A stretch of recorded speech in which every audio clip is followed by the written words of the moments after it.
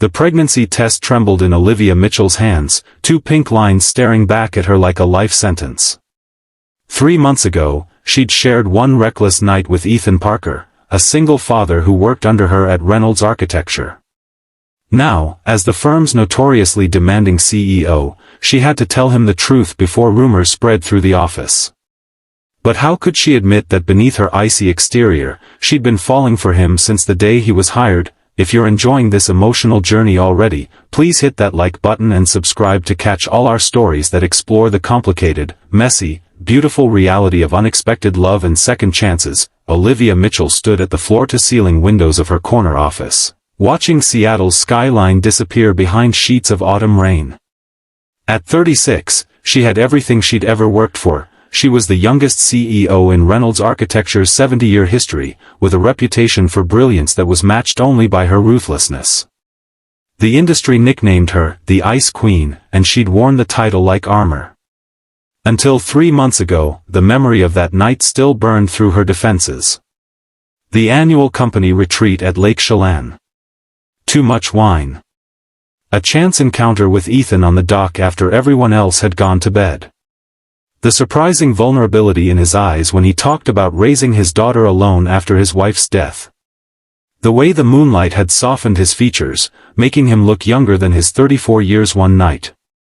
One mistake, except it hadn't felt like a mistake until the following morning, when professional reality came crashing back.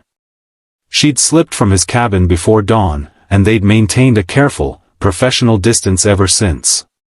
He never mentioned it. Neither did she. Now, her hand drifted unconsciously to her still flat stomach. The pregnancy test that morning, her third in a week, had confirmed what her body had been trying to tell her. Morning sickness. Exhaustion. Sensitivity to smells that had never bothered her before. A knock at her door jolted her back to the present. "Come in," she called, straightening her charcoal pencil skirt and smoothing her silk blouse. Ethan Parker entered, a portfolio tucked under his arm. Even after 3 years at the firm, he still carried himself with the quiet confidence that had first caught her attention during his interview. His dark hair was slightly damp from the rain, and his blue eyes held that focused intensity that made him one of her most valuable project managers. "The Westlake Tower revisions," he said, placing the portfolio on her desk. "I incorporated the sustainability elements you suggested." "Thank you." She kept her voice neutral, professional. "How's Emma doing with the new school year?" A smile softened his features at the mention of his 8-year-old daughter. "She's thriving. Her teacher says she has a natural talent for math and science. Like her father." The words slipped out before Olivia could stop them. Something flickered in his eyes, surprise, perhaps, at the personal comment. "I appreciate that." An awkward silence stretched between them, filled with unspoken words and the weight of their shared secret. Or rather, secrets. He didn't know about the new life growing inside her. She didn't know how to tell him. "Is there anything else you need?" he asked, his hand already on the doorknob. Olivia opened her mouth, then closed it. "No. That's all for now." After he left, she sank into her chair, pressing her palms against her eyes. She had built her career by being decisive, by never hesitating. Yet here she was, paralyzed by fear, not of professional failure, but of something far more terrifying, emotional vulnerability. Her assistant's voice came through the intercom. "Ms. Mitchell, your 2 o'clock is here." Olivia straightened her spine, pushed her personal crisis aside, and did what she'd always done best. She buried herself in work. Ethan Parker's apartment was organized chaos. Lego pieces scattered across the coffee table, half-finished science projects on the dining table, and a trail of socks leading to his daughter's bedroom. After putting Emma to bed with 2 bedtime stories and a promise that yes, they could go to the Science Museum this weekend, he collapsed onto the couch with a glass of whiskey. 3 months. It had been 3 months since that night with Olivia, and he still couldn't get it out of his mind. The way her professional facade had crumbled, revealing a woman with doubts and dreams and a laugh that transformed her entire face. The way she'd looked at him like he was more than just an employee, more than just a widowed father struggling to balance his career with raising his daughter. For one night, they'd been equals. Just two people connecting in a way that had felt surprisingly right. Then morning came, and she was gone. Back to being Ms. Mitchell, the demanding boss who expected perfection and accepted nothing less. He'd respected her unspoken decision to pretend it never happened. What choice did he have? She was his boss. He needed this job. Emma needed stability, but lately, something had changed. Olivia looked tired. Distracted. He'd caught her staring at him during meetings, only to quickly look away when their eyes met. Today, she'd asked about Emma, something she rarely did, despite knowing he was a single father. His phone buzzed with a text from his sister. "How's my favorite niece? Still coming for dinner Sunday?" He typed back a quick confirmation, grateful for his sister's support. After Allison's death from cancer 4 years ago, Megan had been his rock, helping with Emma while he pieced his life back together. She'd encouraged him to apply for the position at Reynolds Architecture when he was still drowning in grief, convinced that his talent was being wasted at his previous firm. And she'd been right. Despite Olivia's demanding nature, working at Reynolds had revitalized his passion for architecture. He'd grown more in 3 years under her leadership than in all his previous positions combined. His phone buzzed again. "And how's the Ice Queen treating you?" Ethan stared at the message, unsure how to respond. How could he explain that beneath Olivia's cold exterior was a woman of extraordinary depth? That he'd seen glimpses of vulnerability that haunted him? That sometimes, when she thought no one was looking, sadness shadowed her eyes in a way that made him want to reach out? "Same as always," he replied instead. Setting his phone aside, he picked up the framed photo of Allison holding newborn Emma. "What would you think of all this?" he whispered to his late wife's smiling face. Sometimes he imagined he could hear her answer, practical and loving as she'd always been. Tonight, he heard nothing but the ticking of the clock and the distant sound of Emma's sleep music drifting from her bedroom. The following week brought a crisis at work. Their biggest client, Meridian Development, was threatening to pull out of a $50 million project over concerns about the timeline. Olivia called an emergency meeting, gathering her top team in the conference room. "We need solutions, not excuses," she said, pacing the length of the polished table. "Meridian is getting nervous about the permit delays, and I need something concrete to reassure them."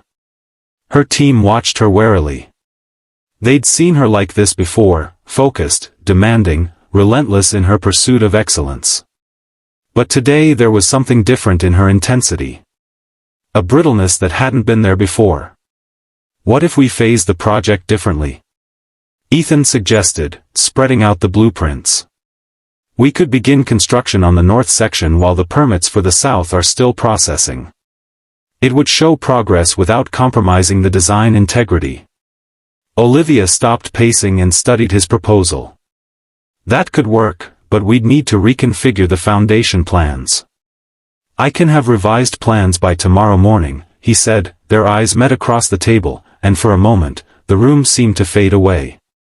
Then a wave of nausea hit her without warning. Olivia paled, gripping the edge of the table. "Ms. Mitchell?" her assistant asked, concerned. "Are you all right?" "Fine," she said sharply. "Just, continue the meeting. I need some air." She strode from the room, maintaining her composure until she reached the women's restroom. Locking herself in a stall, she retched violently, her body betraying her at the worst possible moment. When she emerged to rinse her mouth and splash cold water on her face, she found Ethan's assistant, Diane, watching her with knowing eyes. "Ginger tea helps," Diane said quietly. "And saltines. Kept them in my desk drawer through all 3 of my pregnancies." Olivia froze, meeting the older woman's gaze in the mirror. "I don't know what you're talking about." Diane's expression remained kind but knowing. "Of course not. But if you did need ginger tea, I'd be happy to bring you some. No questions asked." After a moment of tense silence, Olivia nodded once. Thank you. When she returned to the conference room, the meeting continued as if nothing had happened. But she felt Ethan's concerned gaze following her, and she knew she couldn't keep her secret much longer. That evening, as the office emptied, Olivia remained at her desk, staring at the email she'd drafted to the board of directors. She'd built her career on strategic planning and flawless execution. Now she needed to apply those same skills to her personal life. A pregnancy would change everything. The board might question her commitment. Clients might doubt her availability. Her carefully constructed professional image would shift irrevocably. And then there was Ethan. What would this mean for him? For his daughter? He'd already lost one wife, rebuilt his life around being a single father. She had no right to complicate that further. A soft knock interrupted her thoughts. "Come in," she called, quickly closing the email draft. Ethan entered, carrying 2 cups of tea. "Diane mentioned you weren't feeling well. Thought this might help." The simple gesture of kindness nearly undid her. "Thank you," she said, accepting the cup. The aroma of ginger and honey wafted up, confirming Diane had indeed shared her remedy. "The revised foundation plans are done," he said, placing a flash drive on her desk. "I think this approach will satisfy Meridian while we wait for the remaining permits. You didn't have to finish them tonight." He shrugged. "Emma's at a sleepover. I had the time." Olivia took a sip of the tea, feeling it settle her stomach. "How do you do it?" she asked suddenly. "Do what?" "Balance everything. Work. Being a parent. Having a life." A sad smile touched his lips. "Who says I have a life? Most nights it's just me, Emma, and whatever Disney movie she's obsessed with that week. But you make it work." "Because I have to." He studied her for a moment. "Is everything okay, Olivia? You've seemed different lately." The use of her first name, something he never did at the office, hung between them, an acknowledgement of the intimacy they'd once shared. "I'm pregnant," she said, the words escaping before she could reconsider. Ethan went still, his expression unreadable. "I see. It's yours," she added, meeting his gaze directly. "From that night at the retreat." He sat down slowly in the chair across from her desk, processing her words. "How long have you known?" "A week. I took multiple tests to be sure." "And you're certain it's—" He trailed off. "Yes." Her voice was firm. "There hasn't been anyone else in over a year." The silence that followed was heavy with implications. Ethan ran a hand through his hair, his thoughts clearly racing behind his composed exterior. "What do you want to do?" he finally asked. "I don't know." For the first time in years, Olivia allowed herself to show uncertainty. "I never planned on having children. My career has always come first." "But now?" She placed a protective hand over her stomach. "Now I find myself considering possibilities I never thought I would." Ethan leaned forward, his expression earnest. "Whatever you decide, I want you to know I'll support you. Financially, emotionally, whatever you need." "You barely know me," she said softly. "I know enough." His gaze was steady. "I know you're brilliant and driven. I know you push people because you see potential they don't see in themselves. I know you secretly check in on the junior architects when they're struggling with a project, even though you pretend not to notice." Surprised, she asked, "How do you know that?" "People talk. And I pay attention." He hesitated, then added, "That night at the retreat, it wasn't just about physical attraction for me. I've respected you for years, Olivia. As my boss, yes, but also as a person." His words touched something deep inside her, a place she'd kept carefully guarded. "I need time to think," she said. "This changes everything." "I understand." He stood to leave, then paused. "For what it's worth, you wouldn't be doing this alone. I know something about unexpected parenthood. It's terrifying, but it's also the best thing that ever happened to me. After he left, Olivia sat in her darkening office, the city lights blinking on outside her window. For the first time in years, she allowed herself to cry, not from sadness or fear, but from the overwhelming weight of possibilities she'd never allowed herself to imagine. The following Sunday, Ethan sat at his sister's dining table, pushing food around his plate while Emma chattered excitedly about her school's upcoming science fair. And then we're going to add vinegar to the baking soda volcano, and Mrs. Peterson says it might explode all the way to the ceiling. Emma's eyes widened dramatically. That sounds messy, Megan laughed, ruffling her niece's hair. Maybe we should practice outside first. Can we do it now? Emma bounced in her seat. Finish your dinner first, squirt, Ethan said, forcing a smile. After dinner, Megan sent Emma to play in the backyard while she cleared the table.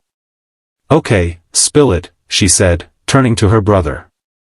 You've been a million miles away all evening. Ethan sighed, debating how much to share. Work stuff. Bull. Megan crossed her arms. I know your work face. This is something else. He stared out the window, watching Emma arrange rocks in the garden. If I tell you something, can you promise not to freak out or lecture me? Megan's expression softened as she sat beside him. That bad, huh? Olivia's pregnant. His sister's jaw dropped. Your boss? The Ice Queen is pregnant? Don't call her that, he said sharply. Megan studied him, realization dawning. Oh my God. It's yours, isn't it? Ethan nodded, the reality still surreal even days after Olivia's confession. How? When? I mean, I know how, but, Ethan, she's your boss. It was at the company retreat. One night. We both agreed it was a mistake and moved on. He ran a hand over his face. Except now. Now there's a baby. Megan's voice softened. What are you going to do? Whatever she decides. It's her body, her career at stake. And if she wants to keep it? The question hung in the air. Ethan looked out at Emma again, remembering the terrifying, exhilarating days after her birth. How unprepared he'd felt. How Allison had laughed at his panic when changing his first diaper. Then I'll be there, he said simply. I'll figure it out. Megan squeezed his hand. You know, most men would be freaking out right now. Oh, I'm freaking out, he assured her with a weak laugh. I'm just doing it internally. Have you told Emma anything? He shook his head. Not until I know what's happening. She's too young to understand the complications. And how do you feel about Olivia? Beyond the pregnancy? It was the question he'd been avoiding even in his own thoughts. I don't know, he admitted. That night, I saw a different side of her. Someone thoughtful and vulnerable and real. But at work, she's completely closed off again. Maybe she's scared, Megan suggested. You had Allison to figure out parenthood with. You had me for support. Who does she have? The question haunted him long after he'd tucked Emma into bed that night. Who did Olivia have? In 3 years, he'd never heard her mention family. She attended company functions alone. Her office held no personal photos, only awards and architectural models. On impulse, he pulled out his phone and typed a message, just checking in. Hope you're feeling okay. He stared at the screen for several minutes before pressing send, unsure if he was crossing a line. To his surprise, 3 dots appeared almost immediately. Better today. Better today. Thank you for checking in. Olivia's reply was formal, but Ethan sensed something more behind it. If you need anything, I'm here, he texted back, then added, no pressure. 3 dots appeared, disappeared, then reappeared. Would you be free to talk tomorrow? After hours. His heart raced as he replied, "Yes." "My place? Emma will be at her friend's until 8. I'll be there at 6. Ethan spent the next day in a fog of anticipation and anxiety. When his doorbell rang at exactly 6 p.m., he took a deep breath before opening it. Olivia stood there, looking different in jeans and a simple sweater instead of her usual power suits. Vulnerable. Human. "Come in," he said softly. She entered hesitantly, taking in the evidence of his life with Emma, colorful artwork on the refrigerator, a half-completed puzzle on the coffee table. "I've made a decision," she said, turning to face him. "I'm keeping the baby." Relief flooded through him. "I'm glad. But there's more." She took a deep breath. "That night at the retreat wasn't just a mistake for me, Ethan. I've had feelings for you since you started at Reynolds. I just never allowed myself to acknowledge them." His world tilted. "Why not?" "Because I'm your boss. Because relationships complicate everything. Because I've spent my entire life avoiding vulnerability." Her hands trembled slightly. "But this baby changes everything. And I need to be honest, with you and with myself." Ethan moved closer, taking her hands in his. "I've been falling for you too. The real you, not just the CEO everyone fears." "I don't know how to do this," she whispered. "Any of it. Being a mother. Being with someone. Neither do I," he admitted. "But maybe we can figure it out together." When he kissed her, it felt like coming home to a place he'd never been before.